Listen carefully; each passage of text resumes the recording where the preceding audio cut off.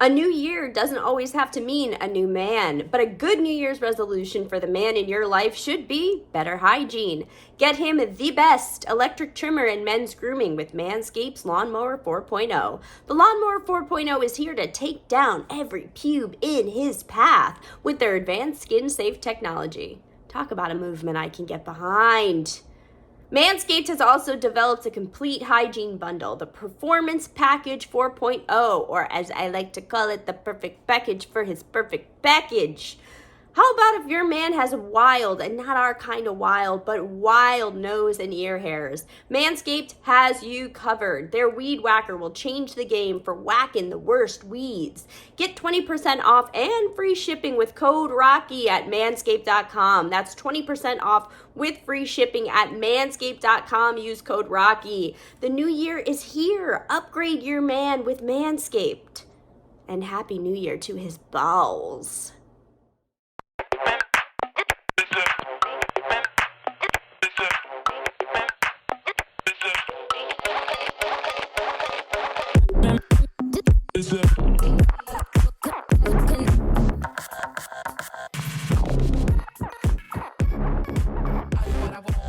This Thursday, I went to my last concert of concert season 2022 at Brooklyn Bowl for a band called The Hold Steady. If you haven't heard of them, then maybe you gotta expand your musical palette. They're a storytelling band based out of Brooklyn that do attract a very large male crowd in their 30s and early 40s.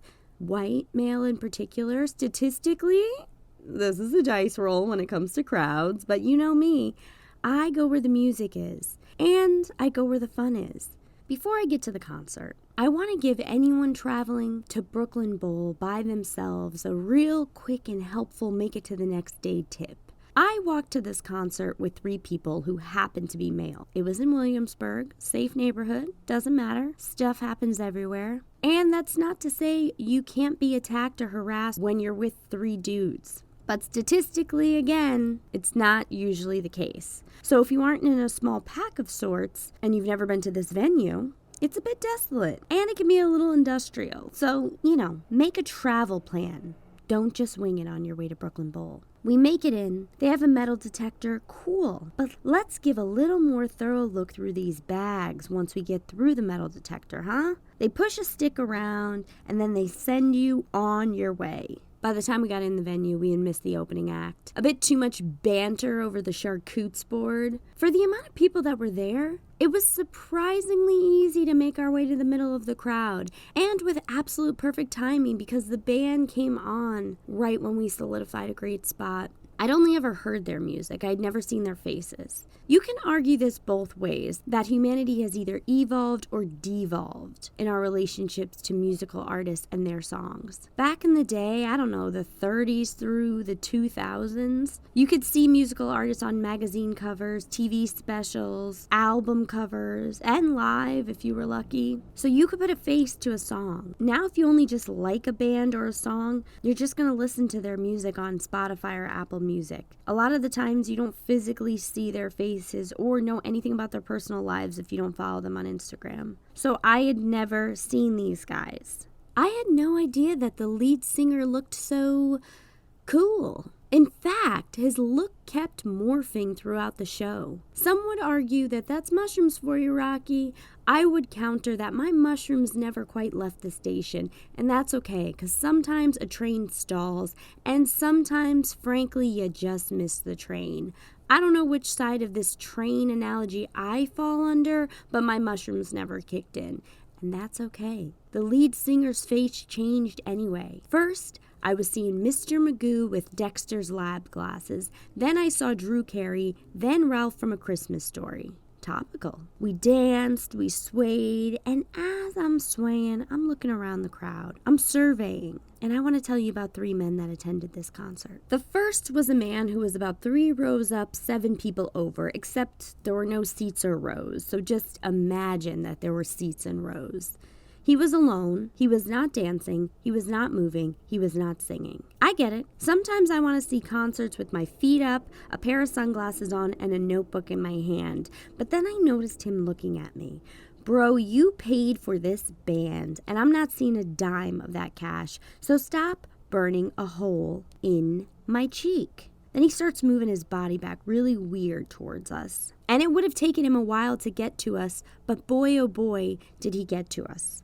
Why in the name of the Lord would you ever move back in a concert? Furthermore, your potential target is onto you, bro. You got some real weird behavior. He got so close to me, he was practically on top of my friend, who, without hesitation, when I said, "Can we motor? This dude's freaking me out," my friend essentially said, "Say less." And then we motored.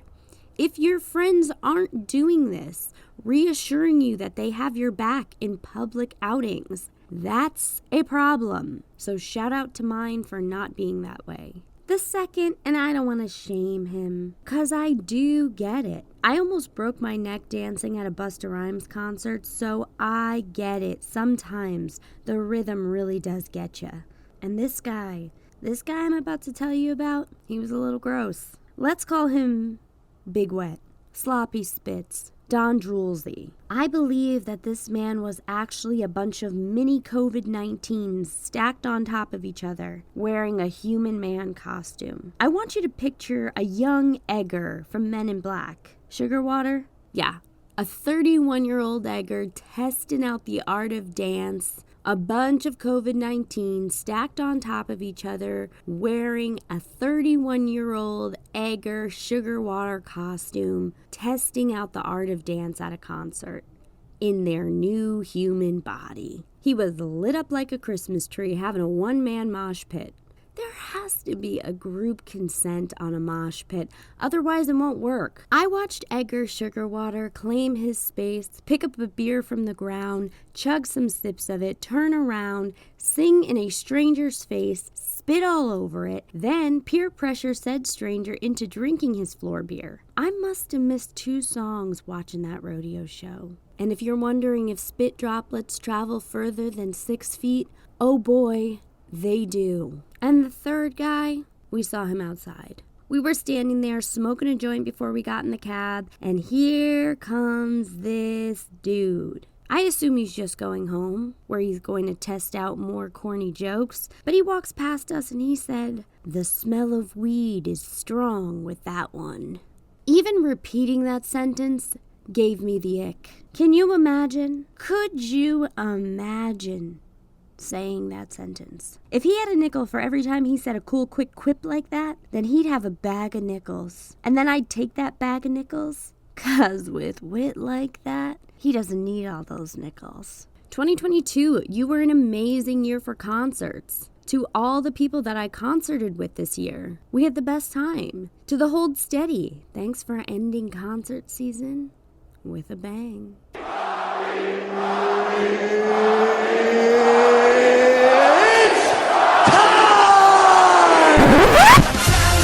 Time for the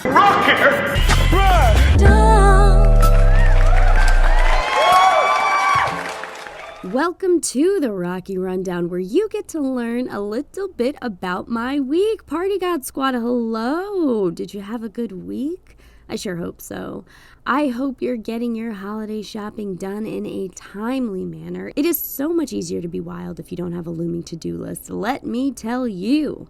I have to wish my dear friends Kara and Katie happy birthdays this week. Every year, this double celebration is a much respected holiday in my friend group, and this year, we will continue that tradition. And birthdays aren't the only thing we have to celebrate this week. There's also a wedding happening. And this wedding is different than any other wedding I've been to, because this wedding I am officiating. Can you believe it? I'm ordained. I've given speeches at weddings, I've planned bachelorette parties, but this will be the first time I've ever had the power vested in me. All I have to say is, that's dope. I was planning on writing what I was going to say for the ceremony all weekend. Instead, I sat on the couch and watched White Lotus from top to bottom, which honestly wouldn't have been so bad if I could just accept that, hey, that's how you're gonna spend your rainy Saturday, baby, lawless and braless. Instead, I tell myself I'm going to do something productive after the next episode. But then the only thing I did productive was hit skip intro. I think that's okay though. That's called self-care, relaxation, and this show is anything but relaxing. This show gets you thinking. It's tension-building episode after tension-building episode, and you never know what's next and who's doing what to who. And the second season is half in Italian. By the way, more shows should be in 2 languages. I'm already smarter watching this because I'm picking up some Italian along the way. Espire, that means breathe. And learning is also self-care, so double whammy. Also, it feels fun to be in the White Lotus wave. The cultural feel is Game of Thronesy, but sexier. I like that. I like being caught up in the wave. And now that I'm caught up, I don't have to binge. I'm in the moment. And some of the best thinking in the world comes from being in the moment. That's why it's time for Rocky's Highest Thoughts, my most stoned thoughts of the week. Number 1, what's the protocol on Hinge when you see someone you know? I'm genuinely asking how you approach this. Number 2, and I've had this thought many times, but what if school from the beginning was a choose your own adventure? Start with kindergarten. You have 4 different options on how you learn the ABCs, and whatever way the student likes learning best for them, they follow that path. And what if we just from a really young age nurtured what kids were really good at and kept letting them follow that path? I can't help but think about how different things would be if we nurtured instead of pushed. Number 3, not all heroes wear capes, but it'd be easier if they did. And number 4, voting shouldn't just be for politicians and laws.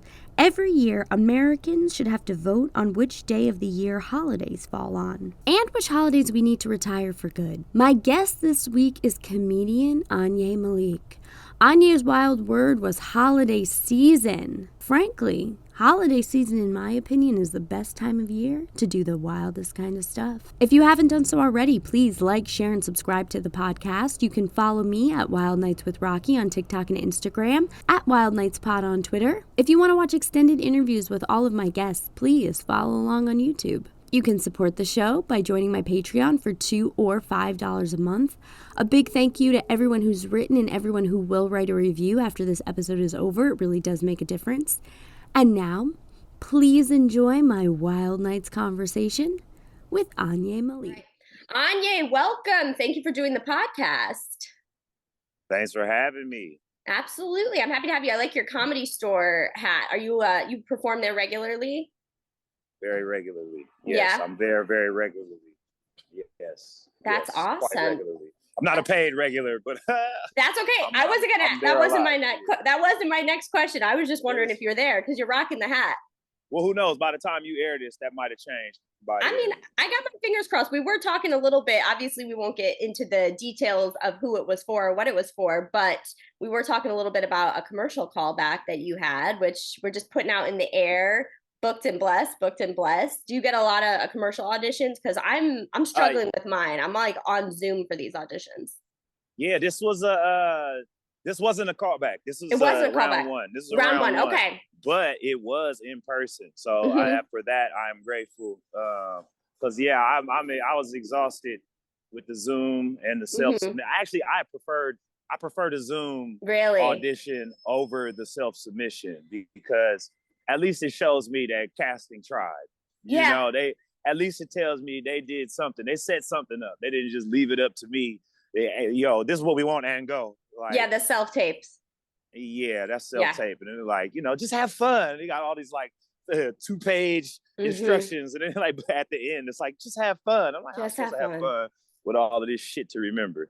This is a job. You have me setting up lighting. This is I'm a job. And it's just me too. And don't have me bring a friend or significant other into the equation. I'm over here losing patience. I can't work with this. Come on, you're a director. Yeah. No, that's not my profession. I'm over here helping you. And you're reading it wrong. Yeah, don't say it like that. Okay, now you're too good. You're too good. Yeah, now you're too good. Take it back. They got to pay attention to me. That's too funny. Yeah, you're still in the moment. You got to really just get level, even. Come on, even. I help my brother with self-tapes a lot. I actually helped him with a couple this morning. And then there was a couple months ago I was helping him and he was like, calm down, Meryl. This is about me right now. I was like, "Do you stealing the shine?" Yeah, he was like, just calm down, just calm down. Well, that's great. It's especially great to be getting auditions right around now. If anybody, everybody knows right now we are in the right in the thick of the holiday season. Okay. There we go. Okay. All right.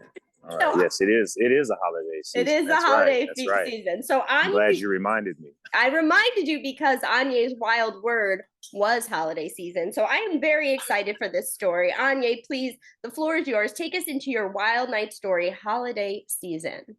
Yeah, it was the whole holiday season in 2018 was very, very ratchet and risky for me. It was very ratchet and risky. A lot of travel, a lot of promiscuity, a lot of hoe shit, a lot of drunkenness. But New Year's 2019 was particularly wild. Got it. It was just all of that energy of the whole season had finally caught up to me, and I just exploded with doing the most. I was drinking all the liquor that night. I went to like 5 locations by myself. Right. And then I ended up at the Hollywood Improv and drank some more just in time for the new year. Like I walked through the door at midnight just for the countdown, just in time for the countdown. Yeah. And I was very, very intoxicated, but I was trying to kind of play it cool. Right. And, after the champagne toast, I went over to another side of the bar, and it was this woman that was just like mesmerized to see me. And I didn't want, anything. She wasn't bad looking. I was just not dealing with her energy because she was just extra. And it was just like, this was not someone you knew.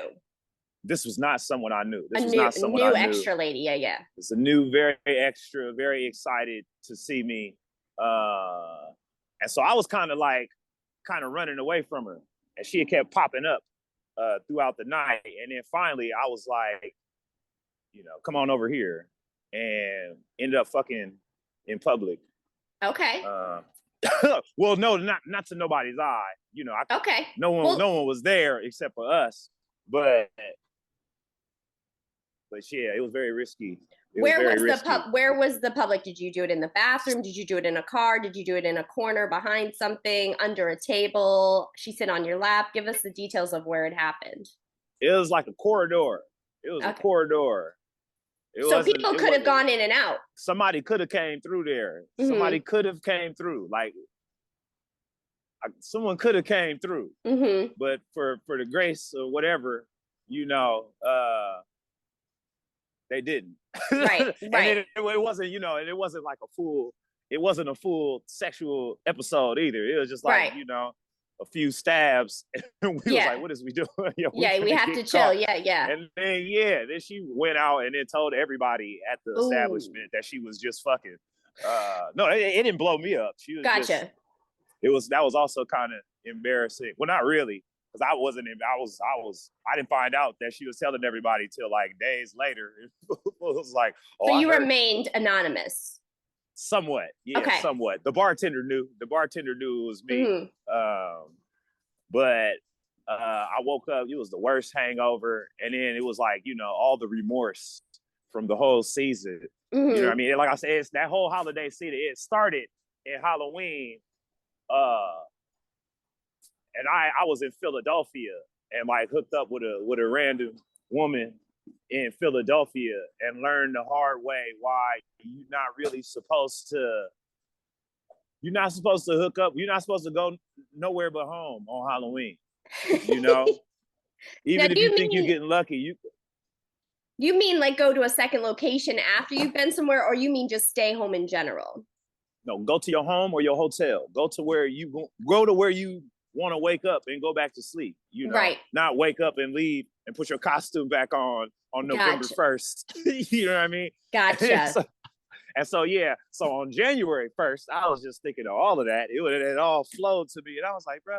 And I was like, Anya, was you fucking last night? No. And so that was crazy too. I was like, I had to I had to ask myself, like, whenever you got to do the inventory, you got to, Yeah. I was like, wait, I feel like I fucked, but is that, I did, that's right. Damn, Yeah. I got some head too. God dang, it was risky. It was trifling. Luckily I came out, unscathed. Of course. But wow, what a season. It was very wild. I'm definitely make a conscious effort to calm myself down during the holiday time, because I noticed for me that's a high activity season for me. Yeah. We gotta keep track of our seasons. Some people go crazy in the summer, and some people go crazy in the bust winter. up in the spring. Mm-hmm. Yeah, for me it's the fall and the winter. It just man. So I want to take it back a little bit. So, because you kind of jumped ahead, you said, I'm at this party. It was my 5th stop of the night, solo. You weren't there with anybody else. You see this woman and you went from seeing her, not really digging her energy, to fucking her raw, I'm assuming, since you said unscathed. Yeah. Takes one to know one. And so I want to know, how does she win Anyi over to get to a point where you're in the corridor with her? Win me over. Well, she wasn't. She didn't have you at first. You didn't like her energy. So something had to shift. Where was the shift? I don't think it was a her thing. It was because I increased the stakes. I think she was just, I don't know. I think she was just trying to make out. I was like, well, come on, we finna fuck right now. How about that? Or otherwise, leave me alone. Gotcha. Ultimatum status. So yeah, bother me until I'm like, hey, fuck me or leave me alone. Yeah. You could. It's not a guaranteed pathway to success. I might just disappear on you, or not finish. You said it was just a few stabs. Well, yeah, it was a very not just sexually risky. It was situationally risky. It was situationally risky. That wasn't really, we wasn't really winning. We had just crossed the threshold. Mm-hmm. We checked it off. We got a what is it? A technical body. It was technical, but no one finished. We didn't change no positions. I mean, there was head, but it was I don't know, it was more consumptive. Okay. It was more consumption. Quick head. Now with quick head. Now, had you coat of saliva. Had you never hooked up in public before? Was that a first for you? No, I had, but it wasn't in a place that I frequent. Actually, yeah, no, I've hooked up in public, but there's nobody around. You know what I mean? Yes. Outside in like a natural type of setting, like a beach, or something like it. I did some things outside, but never in an establishment have I behaved like that. I'm trying to think. I'm trying to search my memories. Yeah. I'm trying to think, man. No, because as soon as I say it out loud, it'd be like, well, yeah, there was that one time. Yeah. On They're the balcony, calling it the show. I did get head in Texas outside on the patio of a bar, of a karaoke bar. But that wasn't sex. But that was very risky in Texas, of all places. They would have loved to throw the book at me out there. Yeah, but, and the big book too. Of limitations. The statute of limitations. That was over a decade ago. Yeah, they can't get you on that. You're safe. I'm trying to behave. These days. Well, not trying to behave. I behave. You're behaving. I behave exemplary these days. I have to say, I can relate to this story quite a bit. Because in 2019, right before 2020 and the holiday season, I was having a little bit of a real wild phase. I would say it was the wildest of my life. And just a tip, if you're ever hooking up, I've too hooked up in a corridor, not at a party. Not just the tip. This is just a tip, but it wasn't just the tip. This wasn't a couple stabs, you know what I'm saying? And there's a few stabs, and it was just a random like apartment building corridor around the corner from the bar I was at. I was like, let's go in here. Now here's the tip: if you're ever hooking up, in a corridor and people walk in on you, all you have to say is, oh my God, I'm so sorry. We just got engaged. Tell them you just got engaged. And then then they're like, oh, we're sorry. Enjoy your moment. And then that'll buy you some time. My thing is whenever I'm caught, whenever I feel like I'm caught, yeah, I gotta just lean into the catching and just be like kind of turn it around. Like, why are you interrupting me? Yeah. What are you doing here? What are you doing here? It's your fault. Yeah.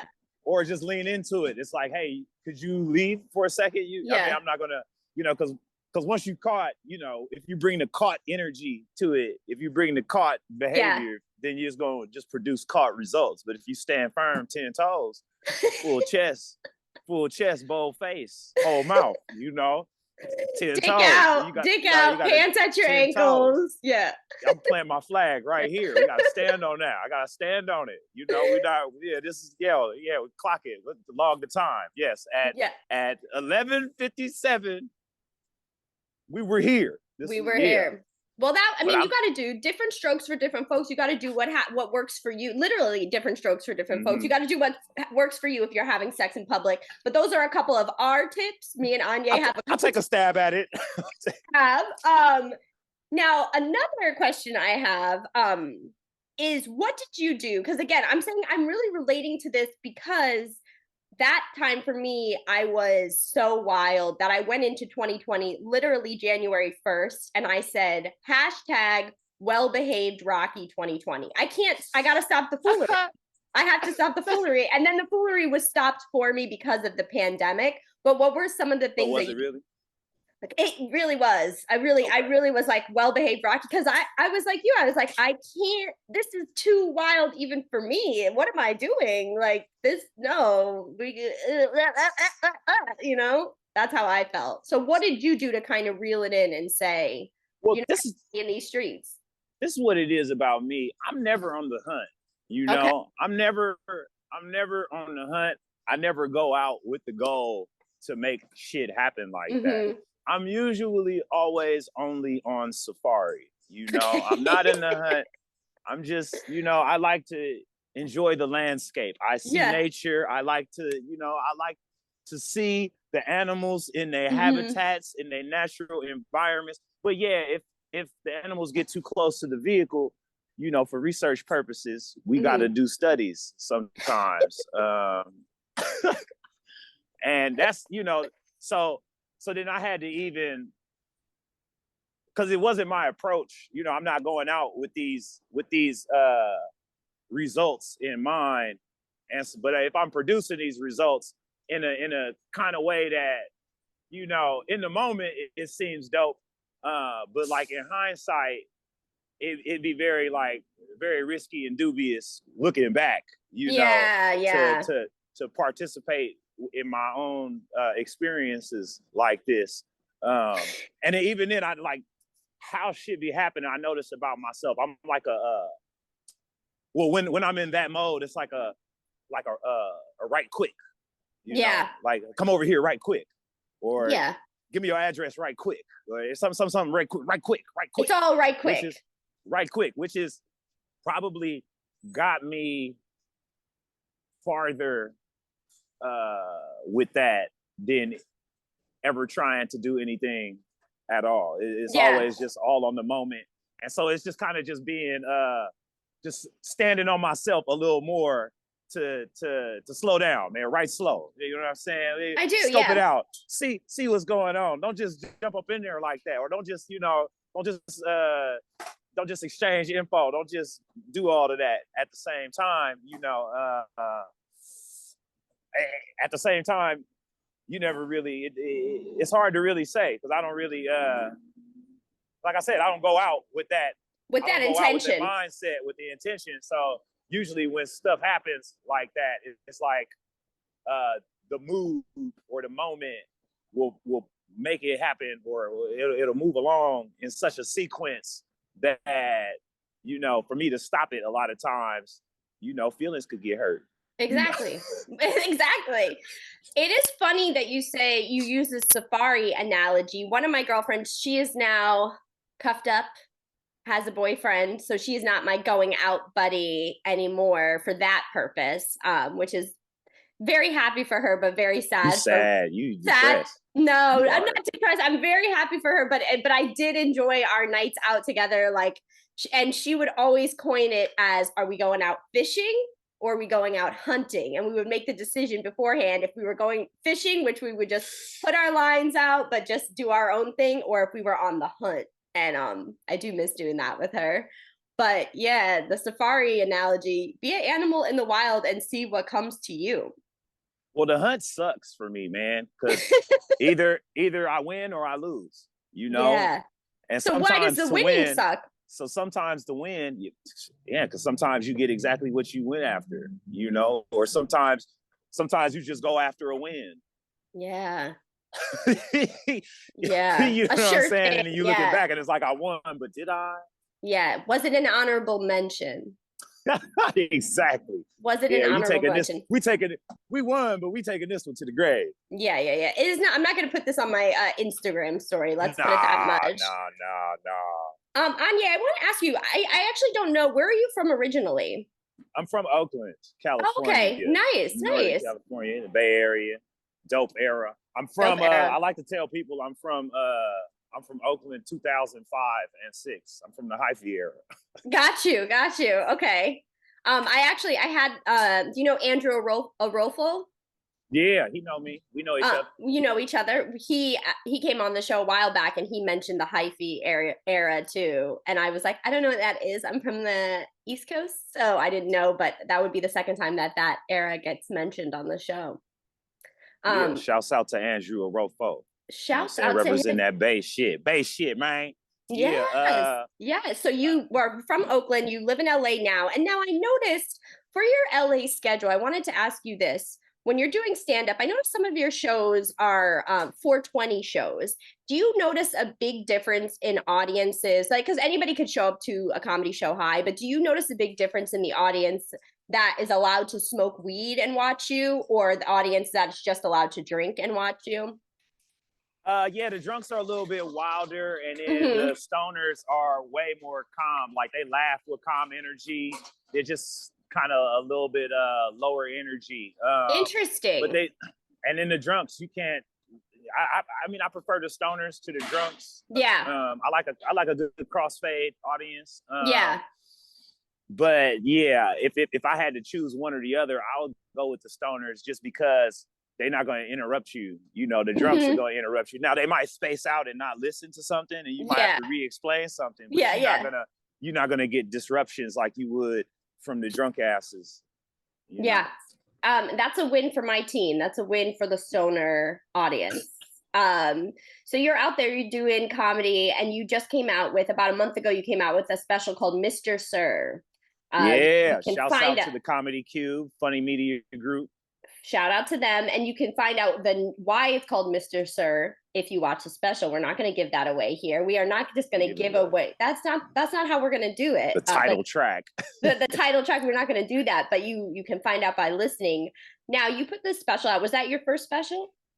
That was my first filmed. That was my first production set. Yeah. That's the first comedy production that I participated in with film. I've released several albums. Actually, my first comedy album came out 10 years ago, around this time, 2012, December 2012. And so I've been producing and releasing stand-up comedy albums for a while, but that was the first actual multi-camera comedy production. I did film another one this year. That was filmed in 2021, around September of 2021, and in February 2022, I shot an hour. I recorded an hour. It was a production. We filmed it. It's in post, and it's ready to release. But this came out. I wasn't really aware of their schedule when they released it, and so when they released it, I kind of put my release on the back burner to put some attention on this, because I really like how it came out. I was very pleased by it. I was a little intoxicated that day because I was like later in the lineup. Okay. I was later in the schedule, and they had open bar in the green room, and so I was just bored and anxious. And by the time I got on, I was tipsy, and I remember being tipsy, but I don't remember the set or how it went or anything. And then so when I finally saw it, I thought I was kind of nervous and embarrassed. Like, man, it took like 13 months for them to release it, so I was like really anxious. Like, did I suck? Did I bomb my shit? Did I? And then I looked at it. I was like, oh no, that was perfect. Oh man. Yeah. No, I would have never thought that you were, first of all, obviously not bombing. I really enjoyed it. And it didn't come off that you had any kind of drunk or sloppy energy from it.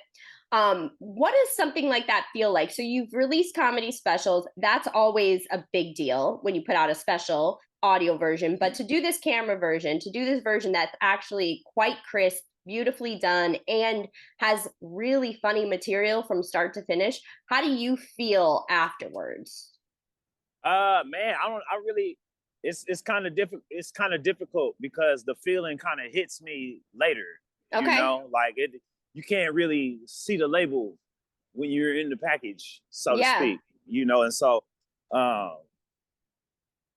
it doesn't, I mean, I feel like it's an accomplishment. I feel like it's huge. Like, it's like proof, it's like all this shit I've been saying about myself for years, you know what I'm saying? Yeah. And to finally have proof, it's like I don't have to say it as much. So now to have something that speaks for me, is better than me speaking for me. And so that feels like a relief. It feels like I don't know, man, like I never really stopped to even examine the feeling of it, honestly, because then even that's what this show is for. I'm like trying to do it right now. It's like, man, because even then when they released it, like I said, I didn't even know it was coming out. I just saw it's like it's been out for a couple of days. Somebody tagged me in it, and I was like, no one told me. Heads up, and so then at that point, like as soon as I saw that it was released, I'm like, okay, well then now I gotta get to work on doing the clips and clipping it up and promoting it and telling everybody that it's out, putting it on my website, putting it here, do there. Adding it to the other things that I've got going on. And so even then, new work begins. And so it takes me in a moment where, I haven't really stopped and breathed with it, Yeah. And I don't think I really will be able to breathe with it until I hit certain milestones with it. Like, it's not going to hit me till it does like numbers that I don't even know how I'm going. I can't predict the field. You know what I'm saying? Yeah. I will say to you, I think you should take a second to sit with it and take a second to like really take it in. Maybe have some people over and watch it, because it was so well done and it's such a nice product and it's a great amount of time too. So to be able to send that out and, like you said, have this body of work that you can now say, okay, I've put my money where my mouth is, and now you can see me. And to have it be such quality, funny stuff and be able to send it out, I don't know. I think you should take a second, sit with it and enjoy it, because you're only going to keep, if you're working hard at it, you're only going to keep getting better, and you're only going to keep putting out more quality stuff that more people can be excited about. So don't let it pass you by without taking the second to feel it, or being like, I don't know, I don't want to feel it. Like, really feel it, because it was great. And you have this amazing way when you're doing stand-up. It is hard to compliment without giving anything away, but I'm going to try. You have this way, like, even when you interact with the audience, if they're getting kind of loud or if they're like heckling a little bit without even realizing it, you have this way of gently reining them in, where the rest of the audience can laugh at them, but you're not necessarily shitting on them or roasting them. You almost are like going above their head with the way you're like pulling them back in and like, oh, okay, yeah, I see you, like, whatever. You're acknowledging it and in a way that that's something I picked up. I don't know when or where I picked up, but at some point I realized that you don't have to eviscerate hecklers, or sometimes you don't even have to write a lot of jokes in response. Sometimes the situation you could just narrate, Yeah, then and that's what you do. me narrating what is occurring is also hilarious, or the people It will find is. it hilarious because, okay, without him saying anything, him just saying what's happening in his depiction of it, me being the narrator and the orator at the same time is, it's something I kind of picked up on a while ago, that you don't have to really, you don't have to own the heckler or own Exactly. the audience all the time. Exactly. Yeah. No, and I almost thought that you were from the South somewhere, because it has this Southern hospitality way about it, the way you do it. Like, it almost like, oh, bless his heart kind of way that you handle the hecklers. Yeah, I say blessings a lot. I say blessings a lot because I'm as I elevate, things that I would say, I just say blessings instead. Yeah, but the Southern saying, when somebody doesn't like somebody, that's bless their heart. Yeah. That's the energy I got. You have blessed your heart, even if you're not saying blessings. Like, even if you're saying whatever, you have the very much like bless his heart energy, and I loved every second of it. So it's exciting to know that you have another film special in post on the way, and so I assume right now you're working on coming up with the next one after that and workshopping that, right? Yeah, I got so Mr. Sir out now. You can check it out on my website, AnyiMalik.com. Once I get a certain amount of views or a certain actual time period passes by, the production I have in post right now, I've got a couple of ways to release it. And then I got something else that I shot, not a big production, but something like a long set that was produced that had some moments that is getting cut up, and it was like a couple of angles, and I had a real crazy heckler moment, and I wasn't benevolent with the blessings on that one.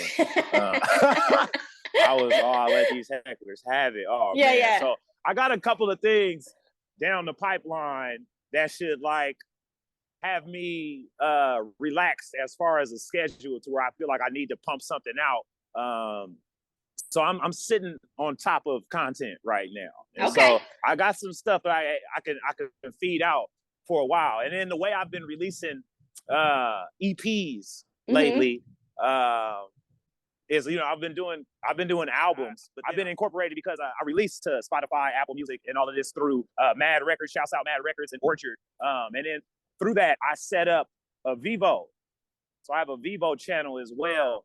Okay. So what is the Vivo? Video from the Vivo is a VEVO. VEVO. Yeah. Okay, I know what that is. Yeah. So my Vivo channel is basically the videos to the audio that I release. So gotcha. I've been making like short form, like the jokes, the tracks themselves. I've been producing those out. I'm packaging those with the EPs. So I have like several just different ways to put stuff out. Good. Is, audio and video. So now it used to be just audio, and then now the videos to accompany the album audio, and they're ran like music videos. I think one of my tracks, Tender, Tall, and Thick, is available on Apple Music. The video is available on Apple Music from my Vivo. You can catch it on Apple Music, and then I don't know why they didn't select all of the videos from that, right. But even that is just like I have a video clip on Apple Music. All right, that's unique. That's something that I didn't even think was really possible until just doing stuff. I just kind of I don't really have a team or anybody, my team is small right now. It's just me, and then whoever is down to move in a direction with me at any given time. And so I just kind of just do stuff on the fly. And so even me just releasing the stuff, it's not like, okay, for the third quarter, I'm going to have this thing. So this current project is basically a bunch of EPs that's going to lead up to a bigger kind of album type of release with videos and more into it. And it's like something that I'm able to approach creatively rather than business wise, And so I have a somewhat of a business mind or a business awareness my background before comedy. I was into music industry in the Bay Area, and like studied a lot about the music business. And then when I crossed over into comedy, I realized like basically all of entertainment business is the same. And so I have all this knowledge around, but I don't live in the business mind frame, because that immediately automatically takes you out of the creative space. Creative, yeah. If you're thinking of like all of these, thinking about you start thinking about metrics and analytics and shit before you write the joke. That's where I see myself take a hit to the creativity is when I start thinking of analytics and everything. So even the way I approach my branding is kind of in a creative way it's like a business conscious, but not business emphasized. It's not business prioritized. At least not now, because it's like I said, it's just me. And so I have to kind of be the creative and the business. And so you have as I battle between the left and the right brain, a lot of times I want the creative brain to come out on top, because because that's where my heart is at. But the business mind is good so that the creatives stay getting taken advantage of and exploited, and exploitation, and like just sort of the siphoning of your creative energy by others who, of course, they're beneficial because they can market and sell you, but the way that the standards of those practices are set up is never really in the creative person's favor. And so I exist as a business mind. My business mind exists to sort of ward those predatory energies off of my creativity and what I put out, while still, finding unique ways to monetize that I don't have to really necessarily pimp myself out to that degree. And also, I can monetize myself without pimping myself out, and then I can also ward off some pimps. Yeah. Like my deal with Mad Records is not a label deal, it's a distribution deal. Like that I license to them my content for them to distribute, and I collect the majority of those proceeds and royalties and funds generated. And that's not the type of thing that I would go seek. Right. But when presented with a contract or an agreement that is just standard, it has a lot of those pitfalls, and so I can be like, well, let's do it like this instead. I don't need to. And so I think that served me in a lot of ways. Even me putting albums out, they started off like my first album, Lamb Chopping. The quality of the show, the quality of the audio was better than the quality of the show. In that the show was empty. The show was lightly attended, but a lot of folks thought I was silly for releasing that so early. But really, I never really wanted to take time for granted, and not knowing how much time we even have here, and I also didn't want to be a comedian that had to rely on the same material over and over. I wanted to be able to release, I wanted to be able to keep it fresh. I wanted to be able to try new stuff. And then if you like that one joke here, it's there, it's available. Exactly. And so now I can move on and sort of experience these creative chapters with my stand-up. And so that served me to the point that I'm at now. Yeah. So, and so even now it's like, okay, now the special that I did do, well, I won't talk about it yet, but I can breathe new life into old material in new formats. Yes. And so I think without knowing, put myself in a creative and in an advanced creative and professional situation just by releasing material. Whether it's, whether the market would crave it or love it or not, I'll have like a body of work, and so that you can even see how over the years my recording and production process has evolved and expanded from board sound, soundboard audio, to now, I got mics in the audience, and I've just ripped the audio from the video and used the video audio as the track audio. You take a little something that worked from the last time and bring it to the next time. And I get what you're saying about being this team of one. You have to, when you're in this industry, you have to be smart business wise, especially if you're working solo and nobody's looking out for you that way. But it does make it becomes a little soul sucking when it's I'm doing business, and that business is cutting into my creative, but I need to do the business to promote my creative, and it's just this whole back and forth. So I feel you. I know what you're going through. I know how it is. So I just say to you, keep it moving, because you've got the content, pump it out. People want to see it. And if people want to follow you, find you, and see what's up next for you, where can they find you on social media? Well, I send everybody to AnyiMalik.com. Okay. ANYIMALIK.com. That's the hub. So whatever social media you're on, you can find me at that hub, and then you can go to either my tree of links. You can catch my shows. Embedded on AnyiMalik.com is a playlist of all the YouTube videos that are of quality that I'm a part of, and so that's the Funny Media Group videos, my Vivo videos, and that's from my personal channel. So I have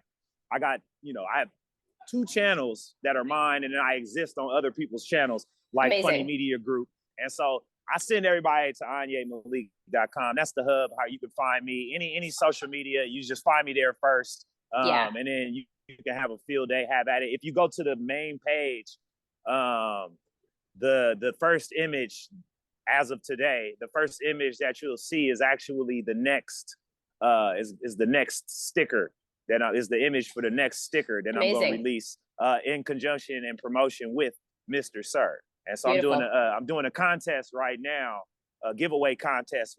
I'm giving away some hoodies and some t-shirts to the best comments and the most liked comments on Mr. Sir.